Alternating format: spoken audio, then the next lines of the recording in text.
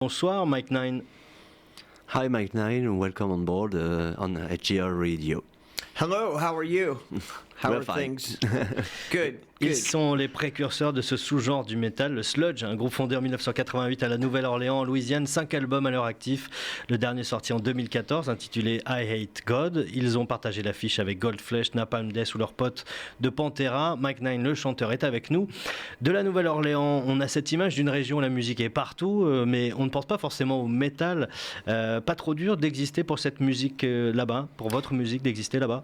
So our first question is, to our French point of view, New Orleans is a city where you can listen to music everywhere, many kinds of musical styles, Yes. but not really metal music.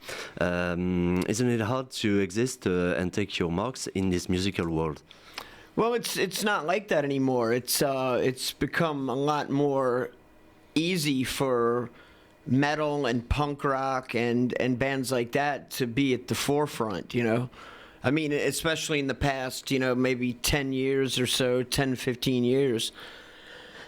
You know, there's a lot of bands that exist, and, you know, you can't really ignore it. It's something that's there. You can't really, you know, it's going to be there, you know, along with jazz and blues and hip-hop and things you hear everywhere. But our scene is pretty prevalent, you know, I mean...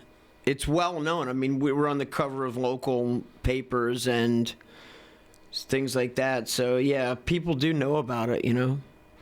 Alors donc, en effet, il y a une dizaine d'années, c'était plutôt un genre qui était négligé par rapport évidemment à tous les autres genres musicaux. Mais maintenant, c'est plus simple pour les groupes puisque c'est acquis que au même niveau que le jazz, le blues, le hip-hop, le métal et sa scène donc sont présents maintenant à la Nouvelle-Orléans telle qu'elle. Dans la chaîne. Et on va peut-être parler d'ailleurs de la Nouvelle-Orléans parce que je crois que vous aimez beaucoup cet endroit. Qu'est-ce qui vous plaît là-bas particulièrement? Well, you do love New Orleans. What do you like in the city, and where does this special relationship come from? I don't know. New Orleans is it's a very European city. You know, it's very European. The architecture, the kind of the attitude, the laid back attitude. You know, we were occupied at once by the French and the Spanish, so that all that comes together in the architect mainly, but also in the vibe of the city. It's very laid back, I would say, you know, and you know, people say, "Oh, you guys are Americans." We go, "No, we're not. We're from New Orleans," you know. So it's kind of like, it's just like a pride thing too. Everyone's proud of their city, you know, but it's such a different place that it's easy to fall in love with, you know. Very romantic city, you know. So it's an easy place to fall in love with, and I've tried to leave before. I've, you know, had problems here and there and left town. I lived in San Francisco. I lived in New York. I always end up back in New Orleans, you know, just it's hard to get away from. It's just such a, you know, great place. Alors donc pour lui c'est une ville qui est non pas américaine mais européenne. D'ailleurs lui-même le dit, je suis pas forcément américain mais je suis du monde entier pour ainsi dire, puisque la ville de la Nouvelle-Orléans a son architecture particulière, son attitude, ses vibrations, c'est un spot français de base. C'est une sorte de fierté pour lui d'appartenir à cette ville, puisque c'est aussi un endroit dont il est amoureux à proprement parler, et aussi qui est une ville romantique où on peut tomber amoureux. Lui-même a essayé d'aller à San Francisco, à New York, mais il ne retrouve pas ces vibrations qu'il ressent à la Nouvelle-Orléans. D'ailleurs, on parlait effectivement de la présence française, enfin en tout cas du français aussi à la Nouvelle-Orléans. C'était un label français, Intellectual Convulsion, qui a sorti votre premier disque dans les années 90. Comment est-ce que vous expliquez ça? French label Intellectual Convention was the first to release your LP In the Name of Suffering in the 90s. How do you explain that a French label accepted and not an American one? It was just one of those weird things, you know, strange coincidence. I mean, that actually came out on the French label in 1989, I believe. The very first copies came out, and the guy only pressed 1,000 copies, you know, so it was very underground. we were all in other bands, you know, like, you know, Jimmy was doing the thing before Crowbar, which was the Slugs and Requiem. They had a few different names. I was in a band called Crawl Space and like some thrash metal stuff, like Suffocation by Filth, or like a punk rock thrash band. You know, we all had our other bands, so we didn't really take Eyehategod as serious as we thought would happen later. You know, we would just go up and, you know, we just listen to the Melvins, you know, and just, you know, just saying let's sound like that, you know, or let's sound like St. Vitus or Confessor or Carnivore, like the slow parts in Carnivore, you know, like Celtic Frost, things like that, you know. So then we put out these demo tapes, which were basically rehearsal tapes, you know, and those floated around. They got into the underground, you know, fanzines, you know, all over the world. You know, that's back when everybody traded tapes, and, you know, it was before the internet. If you can, these kids probably can't understand. You know, there was never an internet, but there was a time when you used stamps and you mailed cassette tapes, you know. So those got around, and this guy, Chris Dodge, from this magazine, Maxim Rock and Roll, which is like a punk rock, hardcore fanzine, he reviewed it, gave it a really good review. Dominique Mencelli from Intellectual Convulsion, he read the review, said, "Can he put the record out?" And we said, "Sure, why not?" Recorded it, and that was it, you know. Recorded it for about $800 and spent the rest on beer. And Alors donc, c'est un peu une coïncidence pour eux de s'être retrouvés sur un label français, puisqu'ils ont commencé, donc la première démo a été donnée au label en 89. Il y a eu environ une centaine, je crois, à ma connaissance, 200 copies. C'était plutôt la scène underground. Eux-mêmes venaient jouer dans divers petits groupes de thrash, de punk, de hardcore, et ne prenaient pas ça forcément au sérieux. Donc en fait, ils faisaient des démos qu'ils enregistraient pendant leur répète, et ils vendaient ça sous forme de cassette. Évidemment, il n'y avait pas l'internet à l'époque. Ils se faisaient chroniquer par des fanzines, et en fait c'est un chroniqueur de fanzine qui s'appelle Maximum Rock'n'Roll qui a fait une review sur eux, et qui leur a demandé d'enregistrer ça pour justement pouvoir se faire connaître. Et donc en gros, c'est une démo de basse qualité qui a coûté $400 à l'époque, et dont les maximum de l'argent utilisé a surtout passé dans de la bière. Et je crois qu'en plus le label a fait faillite dans la foulée. C'est ça. Gaël, vous aviez peut-être une question à poser sur les relations entre groupes, C'était quoi votre question? Oui, alors en fait la question, oui, puisque on sait que chacun des membres du groupe a joué dans divers groupes à côté, genre Down, je sais plus, enfin plein d'autres projets à côté. Et donc je voulais savoir en fait quel était le relationnel entre les groupes, et entre autres Pantera, puisque Down est composé d'un des membres de Pantera, Phil Anselmo.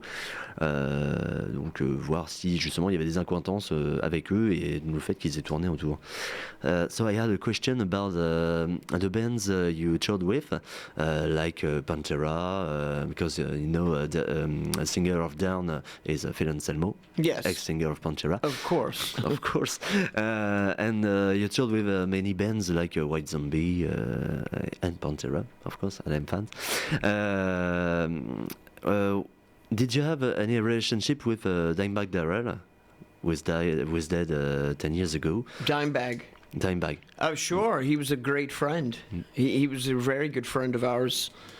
I mean, we went on that tour, and it was basically Shauna from White Zombie and Phil that championed us, because we were just this shitty, you know, punk rock band, basically, you know, just playing really slow, you know, so it's kind of Sean and Phil were the ones that were like, come on, let's get them on the tour. And once we got on the tour, Dimebag immediately liked us, and we became friends with all the guys, you know, Rex and everybody too. Mm. So, yeah, he was a great guy, man. He was really, really funny, really cool to tour with. Made things easy, you know, being on tour. Play dice every night and gamble and drink, and it's a pretty wild lifestyle they had, you know, that I think if what happened with what did happen to him, I think the alcohol probably would have taken him out because it was very, very rough lifestyle to tour and drink that much, wild turkey and whiskey, and bourbon. So, but yeah, no, he was a great guy, man. We've toured. We've been lucky. We've toured with, like you said, Pantera, White Zombie, but we've also toured with, COC. We toured with ISIS. We've toured with, I can't even remember. Neurosis. We've toured with punk bands like Chaos UK. It's just like we can fit in either category, kind of, because we're not really punk, we're not really metal, we're kind of both, if that makes sense. It's something different, something new, I believe. Alors donc évidemment ils étaient très potes avec Dimebag Darrell qui considérait évidemment comme un mec cool et que en gros il disait que si Dimebag n'avait pas été tué de la manière dont il a été tué, de toute façon ce serait son mode de vie qui l'aurait emporté, plein de débauches diverses et variées à base de whisky, de jeux, tout ça, mais il considère que justement ils ont eu du bol pour le coup de pouvoir tourner avec des mecs comme Pantera entre autres, White Zombie, Corrosion of Conformity, et que justement ça reste un bon souvenir pour eux. Alors, on pourrait passer la soirée, je pense, avec vous. J'ai l'impression que vous avez plein de choses à raconter. On avait encore plein de questions à vous poser. Malheureusement, le concert va pas tarder à démarrer. Peut-être juste une dernière question. Le dernier album, et une réponse courte. Le dernier album, vous l'avez donc intitulé Eyehategod. Est-ce que c'est celui qui représente le plus ce qu'est le groupe Mike Nine aujourd'hui? Pourquoi est-ce que vous l'avez intitulé du nom du groupe? Your last LP, Eyehategod, was released 14 years after the former one. You entitled it Eyehategod, like your band's name. Yes. Is it because this LP could be the most representative of the band? It's a lot of things. It's we could have called it anything. Like our other. We've Take Us Needed for Pain. It's like a lot of our song titles and album titles are like slogans, like propaganda type,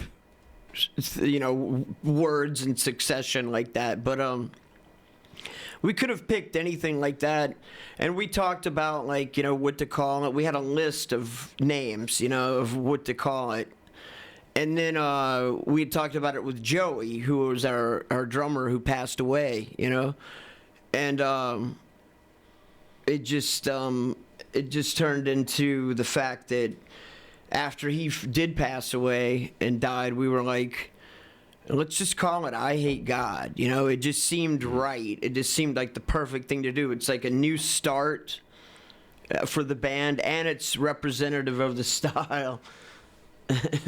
And it's representative of our style, totally, of how we are now in 2015. And it just fit, it just seemed logical to all of us. It wasn't something we even really thought about it that much. It just kind of clicked in our heads, like, let's call it Eyehategod, and that's it, Alors donc à la base en fait ils en avaient pas trop grand chose à faire du titre parce qu'ils auraient pu appeler le groupe, le dernier album même par le titre d'une de leurs chansons. Ils avaient des tonnes et des tonnes de noms à donner à l'album, mais ils ont considéré en fait que après la mort de leur batteur, donc en 2013, c'était comme reprendre un nouveau départ, et donc pour eux ça devait être représentatif d'un retour en vigueur de Eyehategod. Ça prenait une certaine logique et c'était un peu revenir pour eux aux premières sources, aux premières amours musicales. Très bien, merci beaucoup d'être venu ici répondre à ces quelques questions.